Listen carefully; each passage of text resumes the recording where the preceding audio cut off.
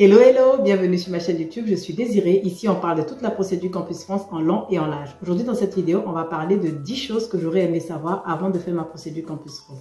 Alors, si ça t'intéresse, n'hésite pas à regarder jusqu'à la fin, à t'abonner et à laisser des pouces like.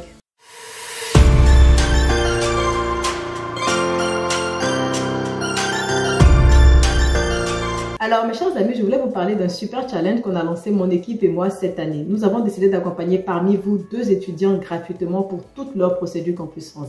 Alors on veut choisir 2 étudiants, un qui veut faire une licence en France, c'est-à-dire la licence 1, la licence 2 ou la licence 3 et un qui veut faire un master, soit le master 1 ou le master 2. Donc le but au fait c'est de montrer tout leur parcours sur Campus France, montrer comment on les inscrit sur Campus France, comment on rédige leur lettre de motivation, comment on choisit les formations, les villes de manière stratégique, etc. Donc vous montrez vraiment tout leur parcours pour que vous vous retrouviez en eux, pour ceux qui font la licence, pour que celui qui fait le master voit un peu comment il doit apprêter son dossier, etc.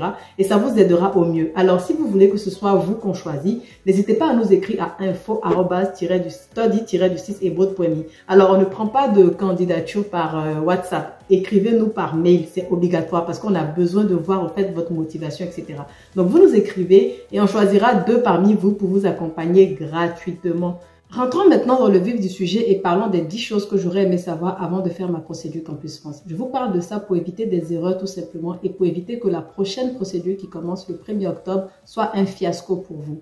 Alors, bien évidemment, le point numéro 10 sera le plus important, mais on va commencer avec le premier. La première chose que j'aurais aimé savoir, c'est que chercher le garant financier dès le début est impératif. C'est important d'avoir un garant financier dès le début pour commencer. N'attendez pas au fait d'avoir des admissions ou une admission pour chercher un garant financier. Pourquoi? Parce que si vous attendez vers la fin pour chercher et qu'à la fin vous n'avez personne, vous allez vous retrouver avec une admission sans jamais voir la France. Donc, c'est très important de chercher le garant financier dès maintenant.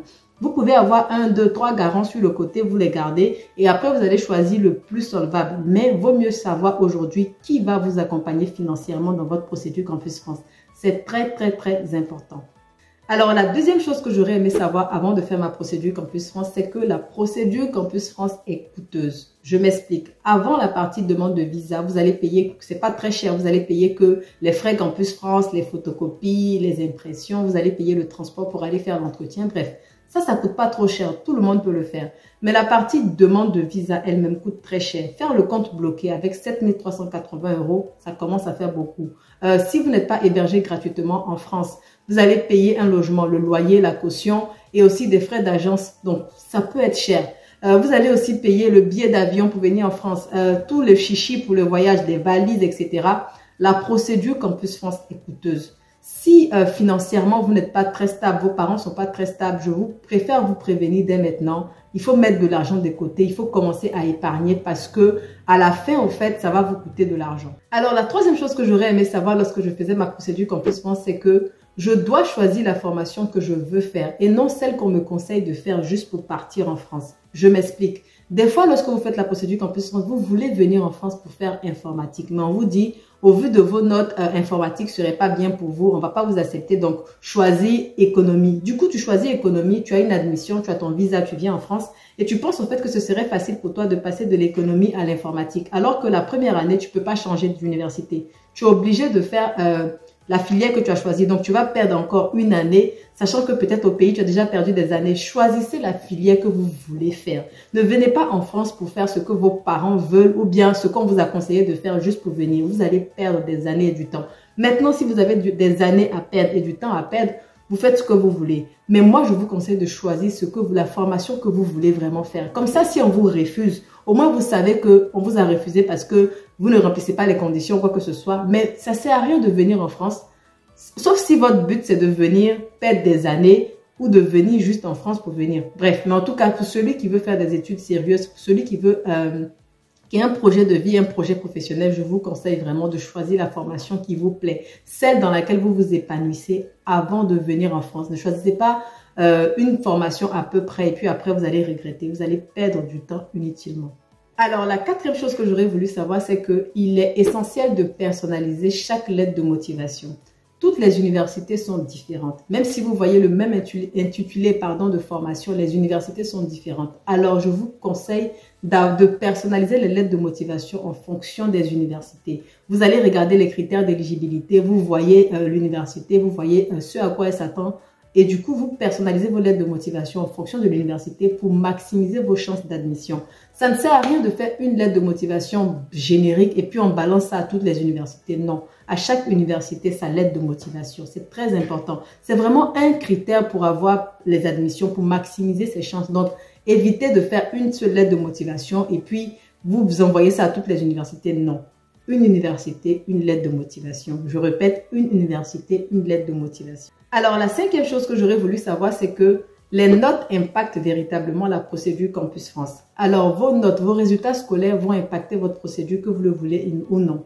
Avoir des résultats passables peut être un souci lorsqu'on fait la procédure Campus France. Alors, je ne dis pas qu'avec des résultats passables, on ne peut pas avoir des admissions. On peut avoir des admissions lorsqu'on fait bien, on monte bien le dossier, lorsqu'on fait ce qu'il faut là où il faut.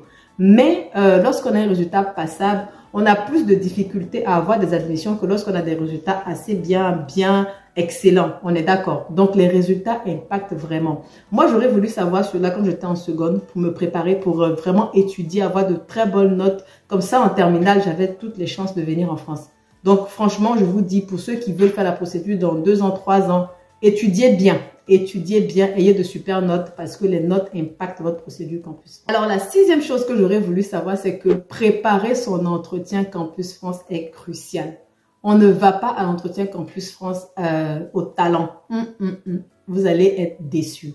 Préparer son entretien est impératif. Et chaque année, au fait, il y a des questions qui reviennent tout le temps. Il y a des questions qui changent. Donc, au fait, ceux qui ont déjà fait la procédure 1-2 fois, des fois, vous ne vous préparez plus parce que vous vous dites que je sais ce qu'ils vont me dire, ils vont me poser comme question. Oui, il y a des questions génériques si vous voulez, mais il y a des questions qui diffèrent, qui changent d'année en année. Donc, il est important de préparer son entretien, de maîtriser les universités dans lesquelles on a candidaté, les villes, de maîtriser même la France, l'histoire de la France, etc. Donc, préparer son entretien est important. Surtout pour ceux qui, comment on va dire ça, qui sont en reprise d'études, ceux qui ont eu, par exemple, à travailler et qui reviennent faire la procédure, il est important de cartonner à l'entretien parce que ça va vous suivre à l'ambassade.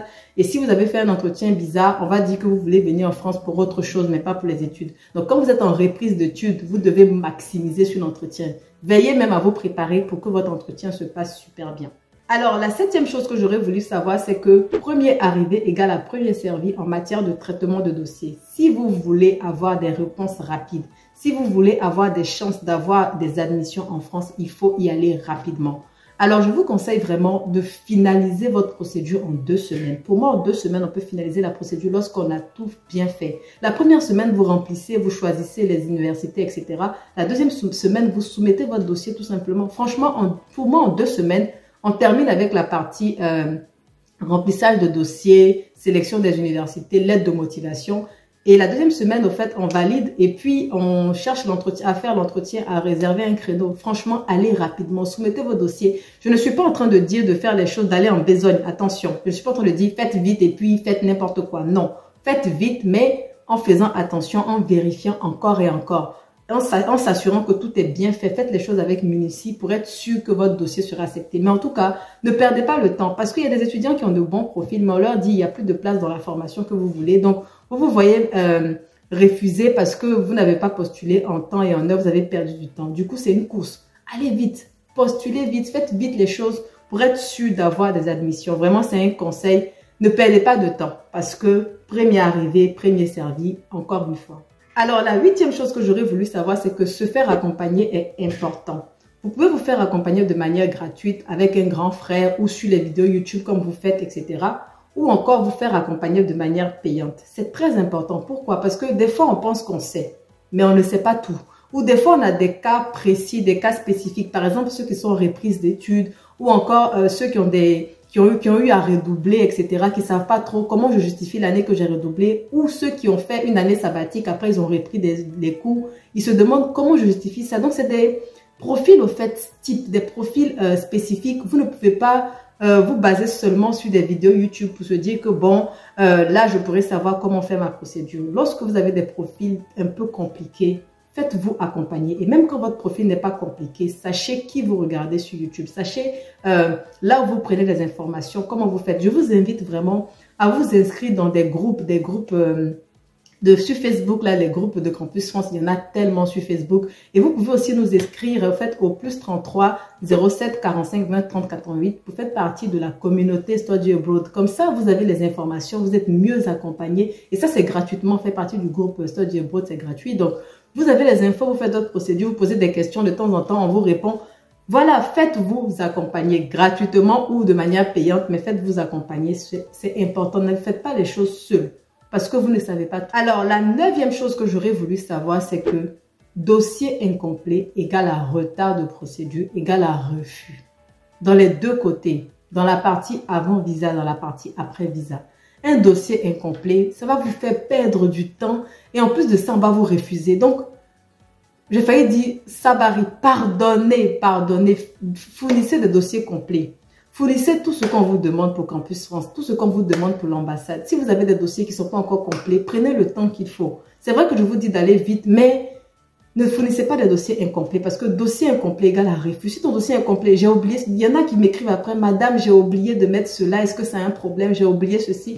C'est un problème, ce que vous oubliez là, c'est des problèmes, donc évitez d'oublier s'il vous plaît. Mettez les dossiers, faites vérifier par vos parents. Je vous dis encore, faites vérifier par les parents parce que les parents sont plus matures que nous, les parents sont plus attentifs. Ils vont vérifier, ils vont vous dire, il manque ceci, il manque cela. Alors le point numéro 10 que je pense que tout le monde attend, c'est que l'objectif numéro 1, c'est d'avoir le visa, pas seulement l'admission. Je répète, l'objectif numéro 1, c'est d'avoir le visa étudiant long séjour pour venir en France, pas seulement une admission. Pourquoi? Parce que l'admission sans visa, c'est rien. Une admission, 10 admissions, 7 admissions sans visa égale à 0. Du coup, lorsque vous faites votre procédure Campus France, l'objectif numéro 1 doit être d'avoir le visa. Donc, il ne faut pas faire d'entretien bêtement, entre guillemets. N'allez pas faire n'importe quoi à l'entretien parce que la VISCAC va vous suivre. Ne faites pas un dossier bizarre pour que Campus France vous donne un mauvais avis. Ça va vous suivre. Donc, faites bien les choses. Et pour la demande de visa, il faut vraiment suivre les instructions à la lettre. Évitez les lettres explicatives qui n'ont pas lieu d'être. Évitez des dossiers bizarres. Franchement, le but doit être d'avoir le visa. Il faut que ce soit ça dans votre tête. Il faut que c'est mon visa. Qu'est-ce que je dois faire pour avoir le visa? Comment faire? Comment monter un bon dossier? Comment remplir le formulaire? Parce que des fois, vous remplissez le formulaire comme ça, et après, vous avez des soucis. Comment remplir le formulaire, tout ça? C'est très important. C'est le visa qui est le plus important. Sinon, on fait quoi avec des admissions sans visa? Ça ne sert à rien. C'est bien les admissions, mais c'est mieux le visa. Donc, concentrez-vous vraiment sur le visa. Contactez les étudiants qui ont déjà eu leur visa étudiant. Comment ils ont monté leur dossier? Il y a plein de vidéos sur la chaîne qui vous parlent de ça. Vraiment, soyez focus sur ça. Donc, voilà ce que je voulais vous dire. Je peux faire une partie 2 de cette vidéo si ça vous intéresse. Mettez en commentaire, on veut la partie 2 des choses que tu aurais aimé savoir. Mais pour moi, c'est ça, en fait. Ce sont ces choses-là qui sont très importantes. Lorsqu'on fait ça, on évite, au fait, d'avoir des mauvaises surprises. On évite d'avoir des refus. Voilà. Si vous avez besoin d'informations, besoin d'accompagnement pour votre procédure Campus France, besoin de faire partie du groupe WhatsApp, n'hésitez pas à nous écrire à info@study-du6abroad.me ou encore au +33 07 45 20 30 88. On se dit à bientôt pour une autre vidéo. Merci d'avoir regardé jusqu'ici. Bye bye.